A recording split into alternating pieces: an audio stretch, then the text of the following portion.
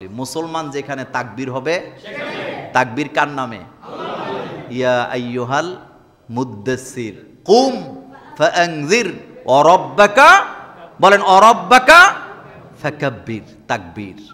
নেপাল সফরে গেছিলাম আমি আর আমার সাথে যে রফিকুল আফসারি ছিল।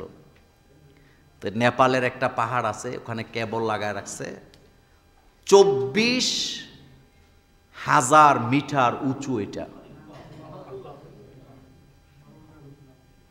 সেখানে গেছি, যাওয়ার পরে দেখি একটা মন্দির বানায় রাখছে।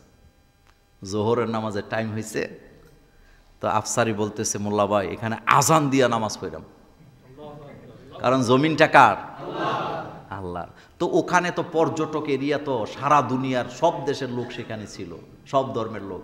হে আজান জোরে লাগাইছে, যখন আজান দিতেছে এখন লোকেরা পর্যটকেরা ছবি টবি তোলা বন্ধ করে হেরে ভিডিও করতেছে। তা আমি সেখানে দাঁড়াইছি, আমরা এগুলা দেখিও নাই, তাকাইও নাই, একে উঁচু জায়গা। তো আমরা জামাতের সাথে আসর জোহর পড়ছি, আসরও জমা করছি, একসাথে নামাজ পড়লাম। পড়ার পরে উনি বলতেছে কলজাটা ঠান্ডা হয়েছে, এই জায়গায় হয়তো আমরাই জীবনে প্রথম আজান দিছি। আসলে সত্য, মোমেন যেখানে তাকবীর, কার তাকবীর? আমরা কোনো নেতার তাকবীর দেই না, স্লোগান দিই না, আমরা স্লোগান দেই কার? লিল্লাহি তাকবীর, নারায়ে তাকবীর। এটা আমাদের ঈমান, এটা আমাদের জোশ, এটা আমাদের হিম্মত। বলেন এই তাকবীর আমাদের কি? হিম্মত, কুওয়াত।